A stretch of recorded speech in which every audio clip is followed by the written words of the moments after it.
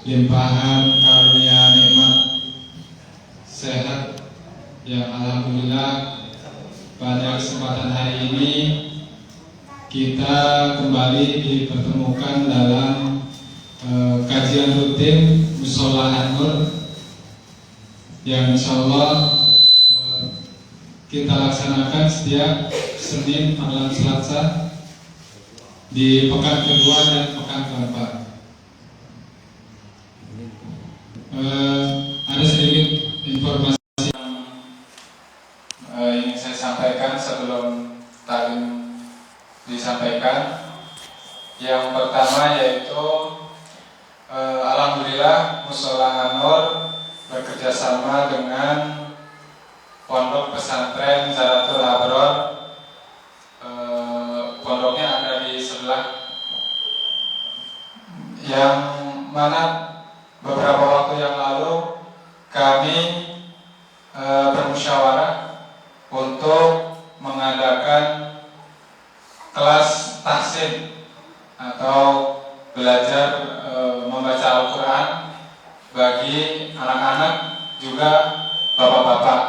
Jadi di sini saya sampaikan bagi bapak-bapak semua yang ingin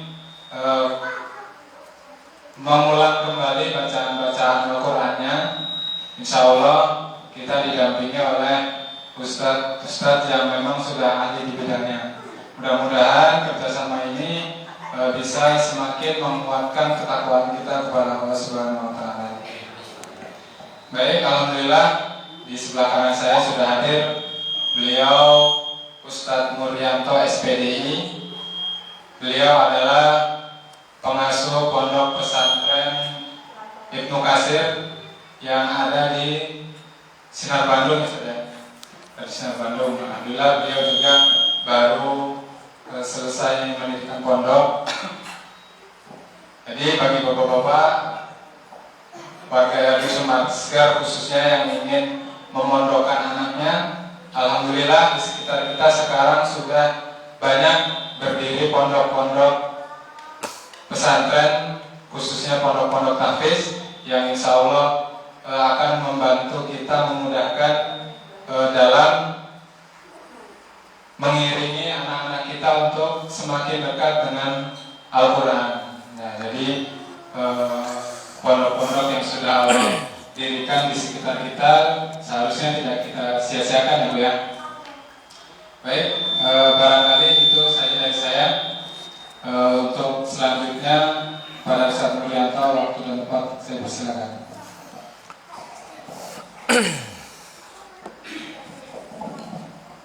Jazakallahu khair.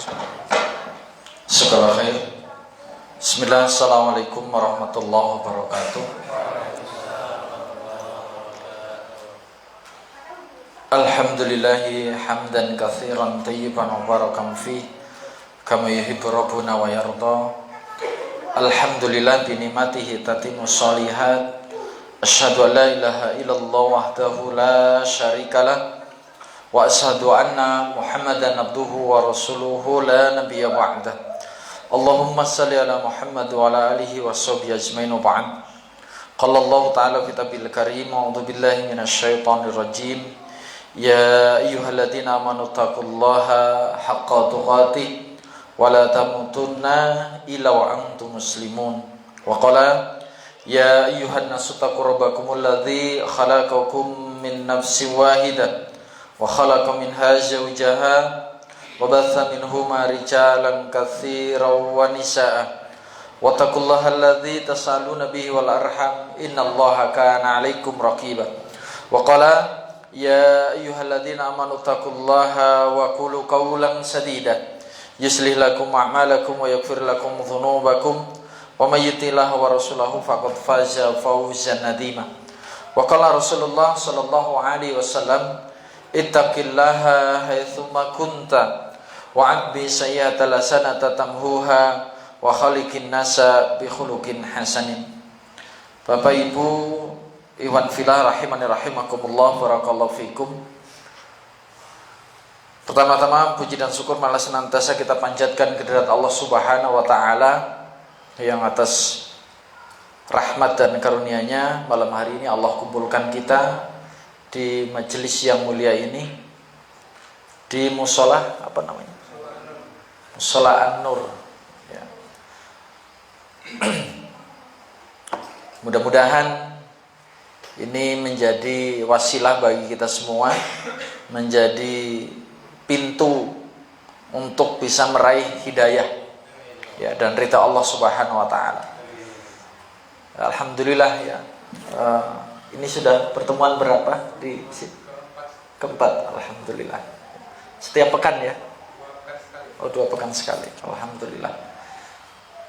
Majelis ilmu sudah mulai mendekatkan itu. Artinya bahwa ini bagian dari rahmat Allah. Ya.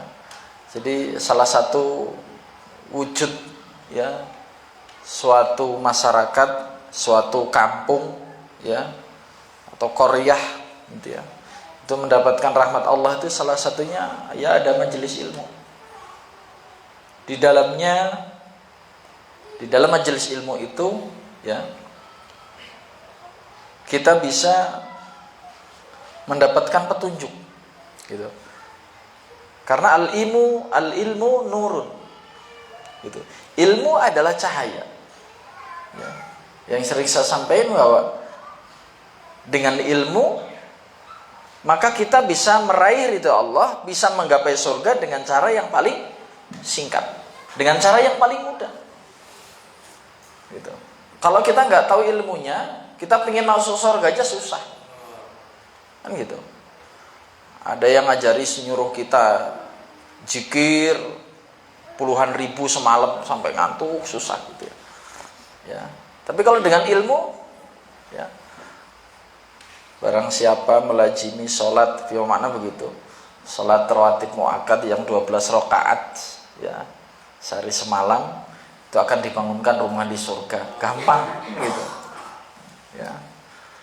Barang siapa melazimi baca ayat kursi setelah sholat, maka dijamin masuk surga. Yang memisahkan antara dirinya dan surga cuma kematian, gampang, nggak harus berngantuk-ngantuk, kan gitu, ya. Artinya sungguh, ya, bahwa rahmat Allah itu, ya, akan menjadikan kita makin mudah beramal soleh, gitu. Jadi dengan rahmat Allah yang berat pun jadi mudah. Salat subuh itu Pak berat, Pak. Sehingga oleh Rasulullah dikatakan sebagai salat subuh dan salat isya itu berat, ya. Salat subuh itu dijadikan tolak ukur. Lihat kalau seseorang salat subuhnya nggak berjamaah, salat isyanya nggak berjamaah, para sahabat mengatakan dulu kami berprasangka buruk, dia orang munafik, itu, ya. Jadi memang berat, tapi dengan ilmu, ya, barang siapa yang salat subuh, ya, kemudian barang siapa yang salat asar, menjaga salat asar dan salat subuhnya, maka dia dalam jaminan Allah, gitu, ya. Sehingga pernah pada zaman Umar ada orang, ada satu khalifah lah, ya, khalifah Sabiqunul Awalun, itu dia mencuri. Kemudian ditanya, kamu sholat subuh enggak? Sholat asar enggak, lepaskan. Loh, ya Amirul Mukminin, kenapa dilepas? Dia dalam jaminan Allah, gitu. Padahal ada hadnya, kan gitu, ya. Mencuri itu ada hadnya, ada hukumnya, gitu. Tapi dengan pertanyaan itu sudah lepaskan karena dia dalam jaminan Allah, ya, Masya Allah. Walau ala bisawab. Salawat dan salam semoga tercurah kepada uswah hasanah kita baginda Nabi Muhammad sallallahu alaihi wasallam dan semua pengikutnya, insyaallah kita termasuk di dalamnya, amin. Bapak dan Ibu Iwan fillah rahimani rahimakumullah, barakallahu fikum. Kita masih momennya masih tahun baru Hijriah. Ini tanggal 10, ya, malam 11, ya, yang berpuasa dari kemarin, ya, tanggal 9, 10, Tasu'a, Asyura. Itu yang dari kemarin dapat pahala menyelisihi puasanya Yahudi, ya. Karena ketika Rasulullah itu memerintahkan puasa bulan tanggal 10 Asyura, para sahabat ada yang nanya, "Ya Rasulullah, mereka orang Yahudi juga puasa tanggal 10," gitu. Ya, kemudian kata Rasulullah, "Kalau usiaku sampai tahun depan saya akan puasa dari tanggal 9." Gitu. Nah, kemudian para ulama akhirnya mengambil sebuah kesimpulan, ya, bahwa intinya di menyelisihinya, ya. Jadi kalau ada yang puasa dari tanggal 9, tanggal 10 itu sudah menyelisih Yahudi, gitu. Bagaimana kalau kita nggak sempat tanggal 9-nya, ya, berarti menyelisih karena ilatnya aja menyelisih, ya boleh diambil tanggal 11-nya, jadi 10-11, gitu. Bagaimana kalau cukup hanya dengan tanggal 10, ya cukup, ya. Berarti dia hanya mendapatkan pahala 10 Asyura, gitu ya. Sehingga dia mendapatkan pahala diampuni dosanya setahun yang lalu, gitu, ya. Selama tidak melakukan dosa-dosa besar, gitu, ya. Wallahu a'lam bishawab. Momen ini bagi orang-orang awam atau kebanyakan masih zaman dahulu, ya. Tahun baru Hijriah kadang dimaknai dengan hal-hal yang mistik, ya, difahami dengan hal-hal yang berbau mistik, ya. Ada yang justru mengawalinya dengan perbuatan-perbuatan yang menyelisih perintah Allah, ya. Ada yang kendurian di perempatan, ya. Mudah-mudahan di sini udah nggak ada, ya. Tujuannya apa? Untuk menolak bala, ya. Padahal menolak bala itu gampang. Bagaimana cara menolak bala, Ustaz? Gampang banget. Amanu wattaqau, beriman dan bertakwa. Ya, dalam surat Al-A'raf 96 itu, walau ana ahlal qura amanu wattaqau la fatahna alaihim barakatim minas sama'i wal ardh. Seandainya mereka itu beriman dan bertakwa, penduduk negeri itu beriman dan bertakwa, niscaya akan kami limpahkan barokah dari langit dan dari bumi. Dari langit turun hujan, dari bumi, ya, barokah, ya. Karena ketika bumi itu disiram dengan air hujan, semua keberkahan itu akan turun, ya, akan keluar dari bumi, gitu. Bumi yang mati itu menjadi hidup, gitu, ya. Sama hakikatnya juga dengan keimanan kita. Keimanan kita akan menjadi tumbuh subur, ya, ketika pertama melazimi amal-amal soleh. Ya, amal soleh yang paling tinggi adalah yang akan dihisab nanti insya Allah adalah sholatnya. Ya. Kalau sholat kita bagus, maka semua dianggap bagus. Ya. Ketika sholat kita bagus, kita melakukan dosa, Pak, ya, maka dosa-dosa yang pernah kita lakukan itu dianggap baik semua oleh Allah Subhanahu Wa Taala, atau dianggap tidak ada. Ya. Jadi berbaik-baiklah, ya, dengan banyak melakukan amal soleh, ya, karena orang yang beruntung itu adalah orang yang beriman dan beramal soleh, ya. Illal ladzina amanu wa amilus solihat, kecuali orang-orang yang beriman dan beramal soleh, ya. Selain itu mereka rugi, ya. Ngaku beriman tapi tidak beramal soleh atau banyak beramal salah, ya, maka nanti diancam oleh Allah Subhanahu Wa Taala. Saya ingin memulainya dari surat Al-Baqarah 208, ya. Jadi judulnya momen tahun baru Hijriah, ya, di awal tahun Hijriah, ya. Jadi mari kita bersama-sama Allah, ya. Calon-calon ustadz ya begitu nantinya. Kalau dari kecil udah duduk di majelis taklim kan, insya Allah gedenya nanti jadi ustadz.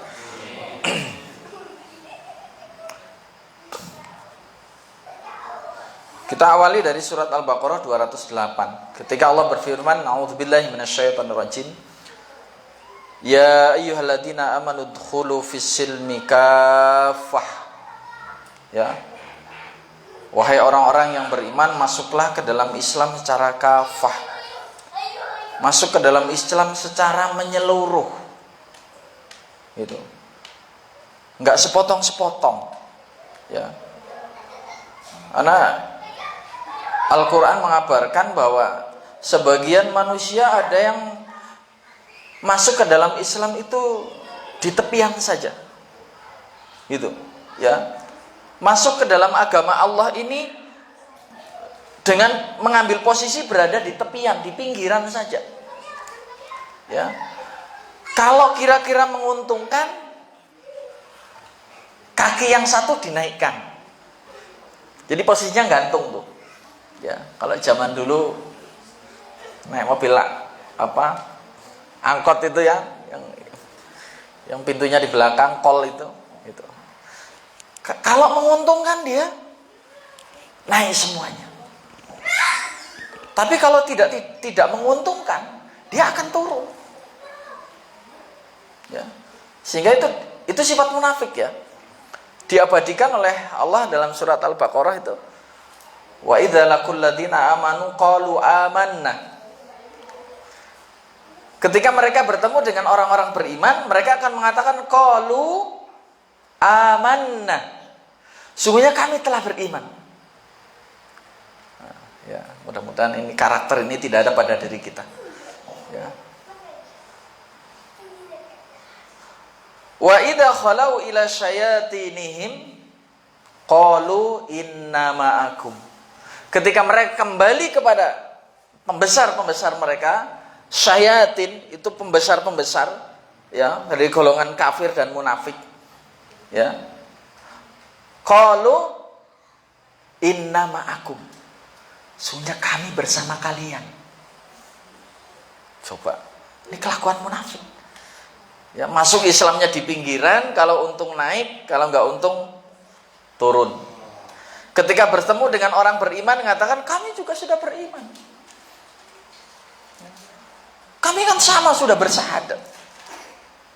Ya. Tapi ketika mereka bertemu dengan tokoh-tokoh kafir, ya, orang-orang munafik, ya, syayatin, ya, pembesar-pembesar mereka yang menentang Islam, mereka mengatakan, inna ma'akum, sungguhnya kami bersama kalian. Dan kemudian sesungguhnya, ya, innama nahnu mustahzi'un, sungguhnya keberadaan kami ini bersama orang-orang beriman mustahzi'un, hanya bersendogoro saja. Ya. Keberadaan kami bersama mereka itu, sama Muhammad dan teman-temannya tuh, itu mustahzi'un, hanya ya main-main saja, supaya mereka anggap kita sama dengan mereka. Alhamdulillah, subhanallah. Ya, padahal perintahnya, ya, ya ayyuhalladzina amanu dkhulu fis-silmi kafah. Wahai orang-orang yang beriman, masuklah ke dalam Islam secara kafah, secara menyeluruh. Ya. Akidahnya, ibadahnya, muamalahnya. Ya. Akidahnya la ilaha illallah. Ya. La ilaha illallah bukan hanya sekedar dimaknai tidak ada Tuhan selain Allah. Karena nyatanya banyak orang-orang yang mentuhankan selain Allah. Ya. Begitu rezekinya susah, dagang susah, larinya ke dukun. Kan gitu. Sakit nggak sembuh-sembuh, larinya ke dukun. Ya. Ya namanya ikhtiar lah, pokoknya yang penting sembuh. Astagfirullahaladzim. Sakit itu ujian, Pak. Ketika kita sabar, diampuni dosa-dosa kita, diangkat kesalahan-kesalahan kita oleh Allah Subhanahu wa Ta'ala. Gitu. Jadi bersama sakit itu ada kelembutan hati. Hati menjadi lembut. Yang tadinya congkak, hatinya keras, ketika sakit, hati menjadi lembut. Saya masih ingat ketika kena COVID kemarin. Ya. Wallah, tidak ada sedikit pun keinginan terbersit di benak, bahkan takut, berpikir tentang maksiat pun takut. Betul-betul hati menjadi lembut ketika sakit nih. Jadi nggak usah mikir yang macam-macam, lari ke dukun, berobat saja. Ya, dengan herbal boleh, ya, dengan yang kimia juga boleh gitu.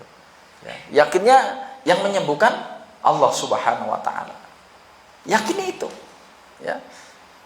Jadi la ilaha illallah maknanya bukan hanya tidak ada Tuhan selain Allah. Ya. Tapi la ma'budu bihaqqin illallah. Tidak ada Tuhan yang hak, tidak ada Tuhan yang benar yang berhak disembah kecuali Allah.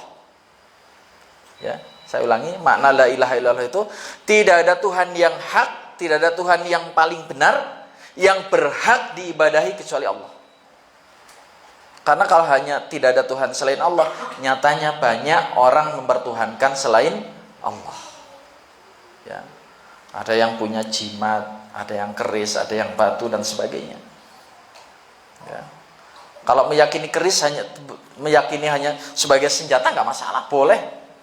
Ya, antum punya keris, daripada bawa pesok saya ingin bawa keris saja, nggak masalah. Tapi jangan meyakini kerisnya punya ada kesaktian di dalamnya. Nah itu yang nggak boleh. Ya. Artinya kadang-kadang kita juga salah kaprah ya. Saya banyak belajar dari Gus Baha ya. Kalau sekedar bawa keris ya nggak apa-apa toh. Yang penting nggak meyakini kan gitu. Nggak meyakini kerisnya itu bisa apa gitu. Nah itu boleh.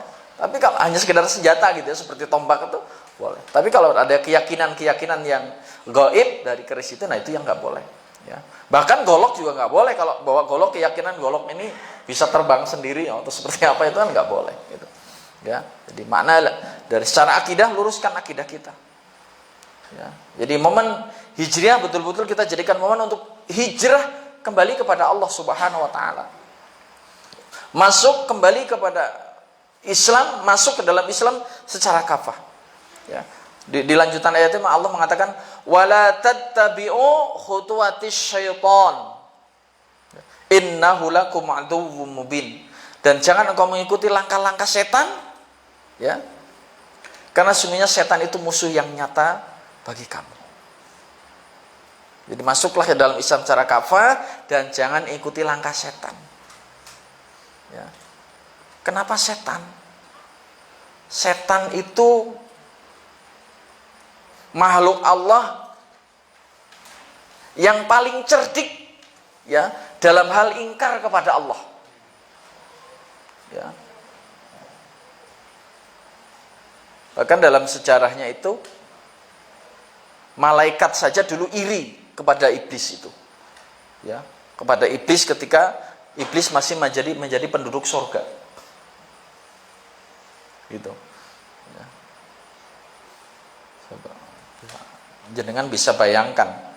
Jadi iblis itu, rajanya setan itu dulu itu penghuni surga. Dan penghuni surga maknanya adalah makhluk yang paling mulia. Gitu.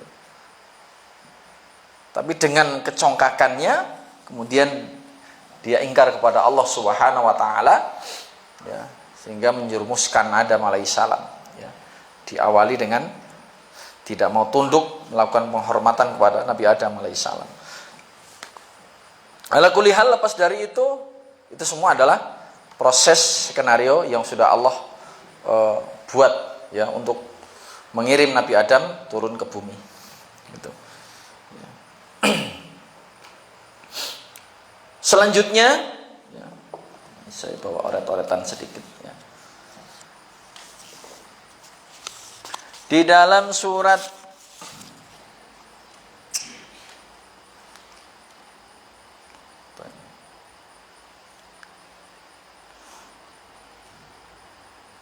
Az-Zumar ya.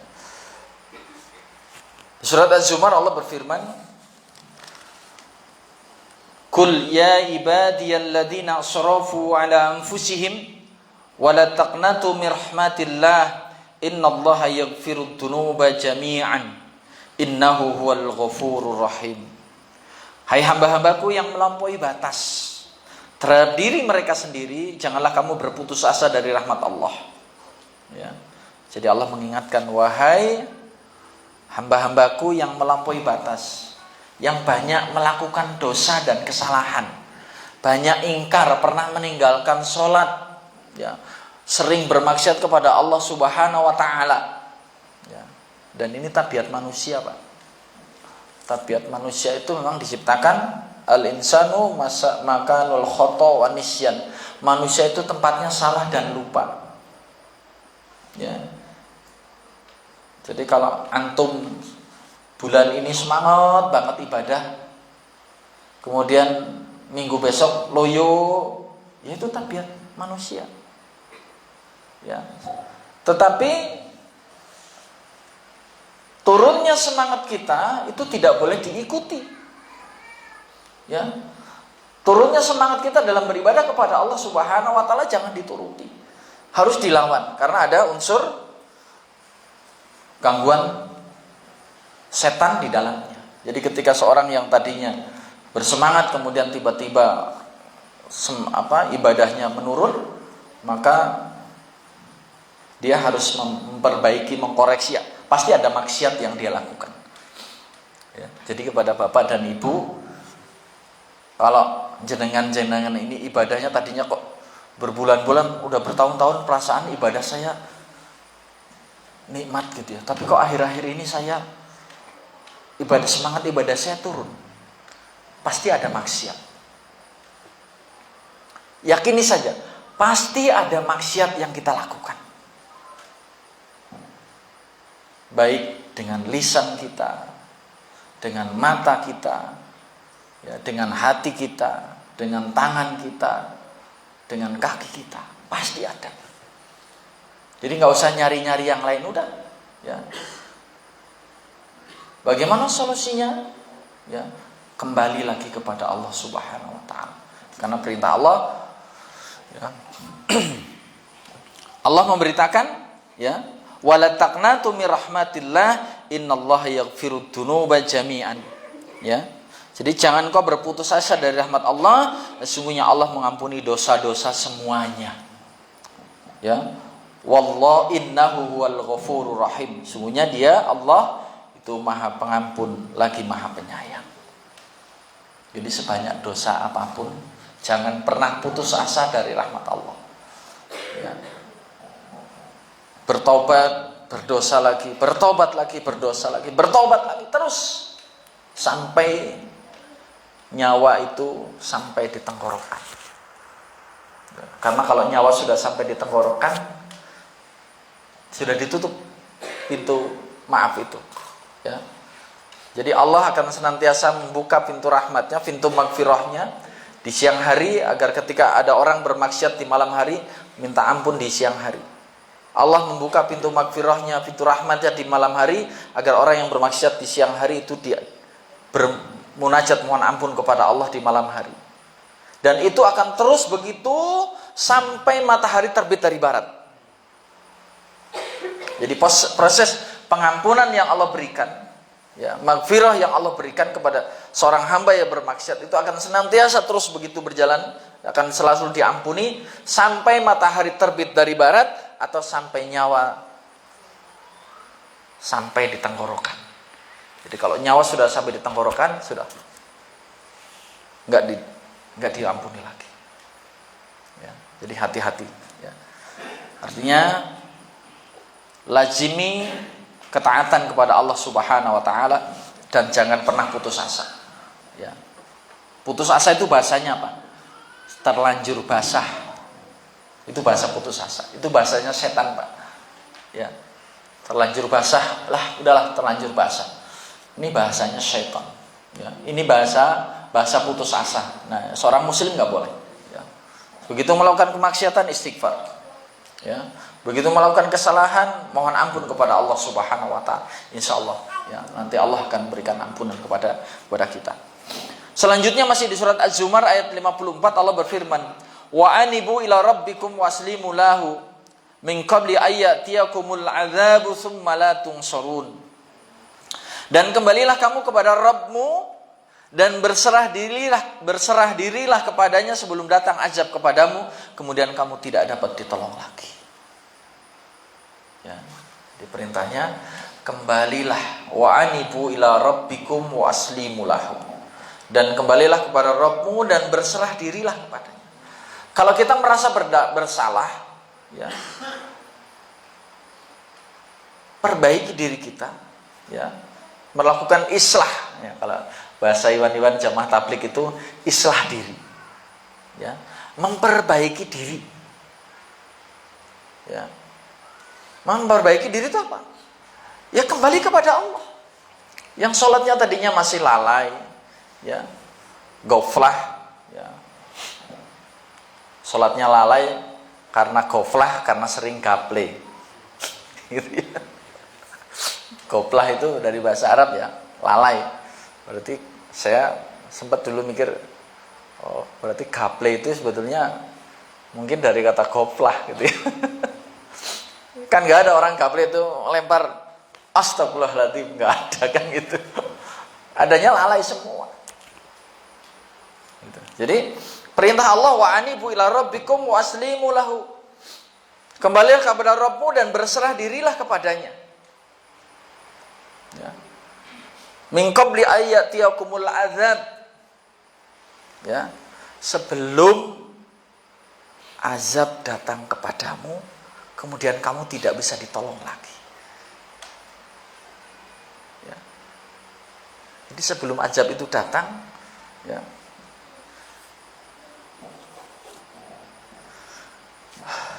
Ini ayatnya saya lanjutkan lah. Ini karena ayatnya sampai nanti ada penyesalan ya di hadapan Allah.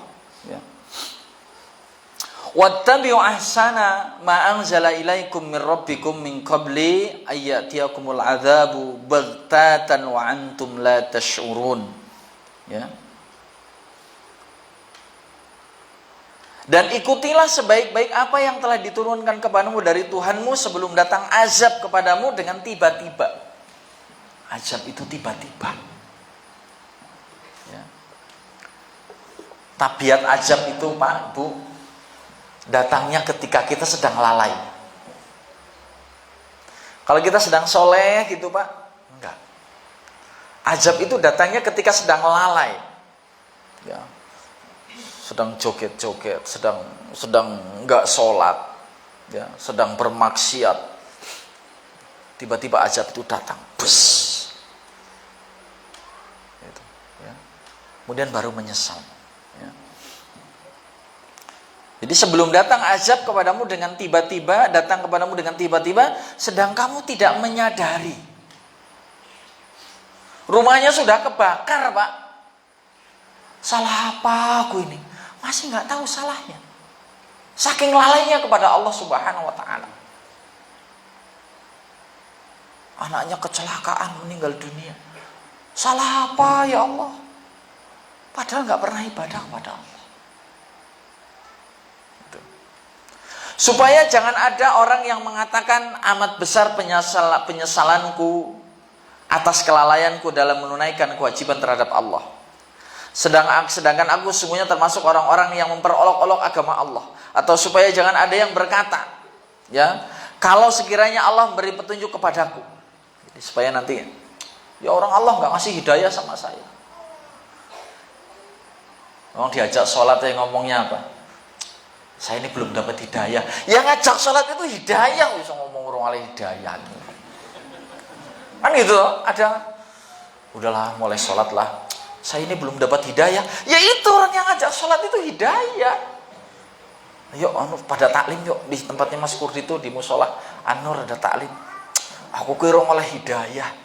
Lah itu hidayah lagi ngomong belum ada hidayah. Gitu, ya. Dia menutup diri. Intinya belum dapat hidayah, tapi menutup pintu hidayah. Gitu. Na'udzubillah, subhanallah.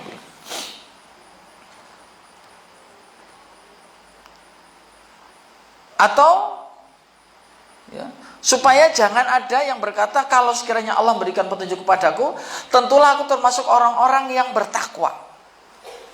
Padahal udah ada yang ngajak sholat, ngajak taklim, yang azan setiap 5 waktu, speaker di mana-mana hari ini kan gitu.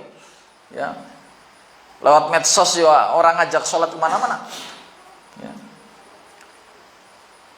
Atau supaya jangan ada yang berkata ketika melihat azab, ketika sudah mati melihat azab nih. Jadi supaya nggak ada orang berkata begitu maksudnya. Ya.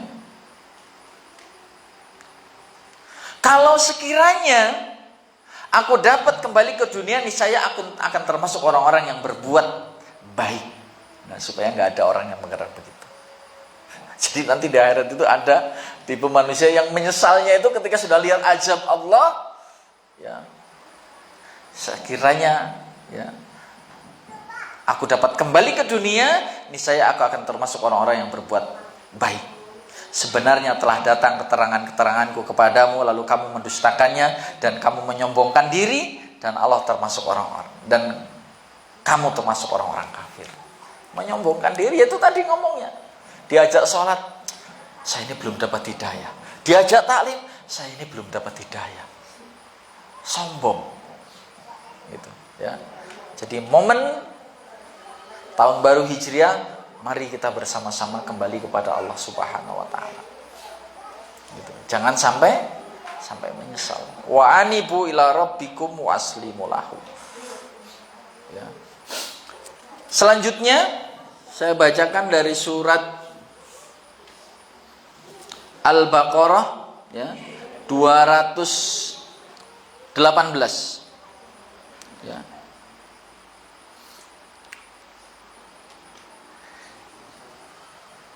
Innal ladzina amanu wal ladzina hajaru wajahadu fi sabilillah ulaika yarjuna rahmatallah wallahu ghafurur rahim. Silakan dicek ya, Al-Baqarah 218. Sesungguhnya orang-orang yang beriman ya, dan orang-orang yang berhijrah ya, dan berjihad di jalan Allah, mereka itulah yang mengharapkan rahmat Allah ya. Allah Maha Pengampun lagi Maha Penyayang ya. Wallahu ghafurur rahim. Jadi innal ladzina amanu, sesungguhnya orang-orang yang beriman ya, dan orang-orang yang berhijrah ya, wajahadu fi sabilillah, dan berjihad di jalan Allah, ulaika yarjuna rahmatallah. Jadi kalau kita ingin tahu siapa sih di antara kita orang-orang yang ingin mengharapkan rahmat Allah itu, pertama orang beriman.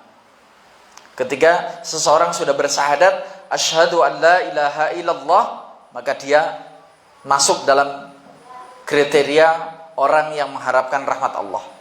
Kemudian wahajaru ya.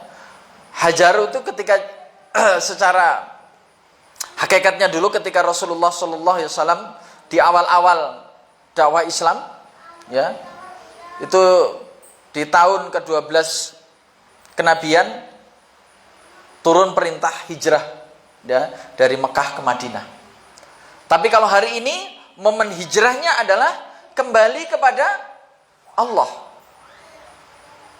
Yang tadinya banyak berkumpul dengan orang-orang yang salah, hari ini banyak berkumpul dengan orang-orang soleh. Yang tadinya tidak cenderung kepada al-haq, hari ini berjuang memperjuangkan al-haq. Gitu. Yang dulu banyak berjuang di jalan-jalan yang merusak, hari ini berjuang di jalan-jalan yang melakukan perbaikan-perbaikan. Masuk ke dalam golongan muslihun, orang-orang yang melakukan perbaikan. Ya, itu hakikat orang-orang yang mengharapkan rahmat Allah. Yang ketiga, wajahadu fi sabilillah, orang-orang yang berjihad di jalan Allah. Fil amwal, fil anfus, dengan jiwa dan hartanya. Ya. Membangun pondok-pondok pesantren, membantu pembangunan pondok-pondok pesantren, rumah yatim, duafa, ya, membangun masjid, membangun jembatan untuk kepentingan kaum muslimin. Ya. Berperang di jalan Allah kalau memang ada orang-orang yang memerangi kaum muslimin. Jadi jangan disempitkan. Ini kadang-kadang orang takut ngomong berperang di jalan Allah melawan orang kafir, itu disempitkan. Ya, menuntut ilmu itu juga jihad, iya, bagian dari jihad, tapi tetap makna jihad yang sebenarnya adalah yuqatiluna fi sabilillah, berperang di jalan Allah. Nggak boleh disempitkan dengan makna yang lain. Gitu. Walaupun menuntut ilmu juga bagian dari jihad. Gitu. Ya, berjuang untuk kesejahteraan umat, ya, kesejahteraan kaum muslimin, itu juga bagian dari jihad fisabilillah. Gitu, ya. Wallahu ghafurur rahim. Nah, ketika kita sudah bersungguh-sungguh beriman, berhijrah, berjihad, maka sungguh setiap kesalahan yang kita lakukan akan diampuni oleh Allah Subhanahu wa taala. Janji Allah begitu. Ya, Allah akan mengampuni setiap kesalahan-kesalahan kita. Jadi mari kita jadikan momen tahun baru Hijriah ini kembali kepada Allah Subhanahu wa taala, betul-betul kita memperbaiki keimanan kita. Ya. Monggo Ibu betul-betul mempelajari tentang keimanan ini. Ya. Tentang syahadatnya pelajari lagi. Tentang rukun imannya pelajari, rukun Islamnya pelajari, syarat-syarat syahadatnya pelajari, pembatal syahadatnya pelajari, ya. Kemudian rukun imannya yang 6 pelajari, rukun Islamnya pelajari lagi. Ya. Supaya kita tidak terjerumus ke dalam perbuatan-perbuatan yang membatalkan keislaman. Itu. Ini penting. Ya. Kemudian wahajaru, hijrahnya. Betul-betul berusaha sama bapak, sama ibu, anak, semua ajak hijrah. Kita kembali ke jalan Allah. Ya. Tinggalkan maksiat. Ya. Saya ingat ada seorang ustadz lihat kelakuan anaknya yang dapat masalah gitu ya. Apa jawab bapaknya? Kamu ini kurang soleh. Jawabannya begitu. Orang kamu ini kurang soleh. Ya. Jadi ingatkan anaknya. Ya. Anaknya nggak sholat, ingatkan Bu. Bapak ini terutama nih. Ya. Betul-betul anaknya kalau ingin mendapatkan rahmat Allah, ingin mendapatkan ridho Allah, mendapatkan janahnya Allah Subhanahu wa taala, satu, betul-betul ajak anak-anak kita kembali kepada Allah, ajak mereka untuk taat kepada Allah Subhanahu wa taala. Bukan hanya sekedar ajakan, tapi betul-betul ketika bapak ibu melihat anaknya belum sholat, biar cerewet, dianggap tetangga cerewet, biarin, dianggap galak dalam urusan ibadah kepada Allah, nggak masalah. Ya, ingatkan. Ya. Betul-betul semua hijrah kembali kepada Allah Subhanahu wa taala. Gitu. Wajahadu fi sabilillah. Ya, berjihad di jalan Allah dengan sungguh-sungguh. Ya. Bapaknya berkewajiban ngajak istri, anak-anaknya, saudara-saudaranya dengan betul-betul berjihad. Bersungguh-sungguh, bukan hanya sekedar sholat.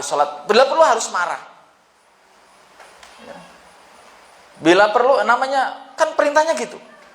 Man ra'a minkum munkaran falyughayyiru biyadihi, fa illam yastati fa bilisan, fa illam yastati fa biqalbihi, wa dzalika dhaful iman. Jika melihat kemungkaran, ubah dengan tangan. Enggak mampu dengan tangan, dengan lisan. Ya. Kalau kita dengan tangan itu maknanya ya dipukul. Kalau memang butuh pukulan, atau dipegang, digiring. Itu. Dipegang, digiring. Ya. Betul-betul diarahkan. Nih lo nak, nih di sini lo. Ibaratnya begitu. Ya. Betul-betul berjihad, bersungguh-sungguh dengan lisan. Bersungguh-sungguh dengan lisan, hanya dengan ucapan yang lembut, sampai ucapan yang keras, sampai ucapan yang berbekas di hatinya. Gitu. Kamu sholat, atau kalau kamu dapat masalah, Bapak nggak akan pernah nolong kamu. Ya. Saya bantu, tapi dengan syarat kamu juga harus taat pada Allah. Itu bagian dari jihad dengan lisan. Ya. Jadi bersungguh-sungguh. Gitu. Ya. Mungkin itu yang bisa saya sampaikan. Ya.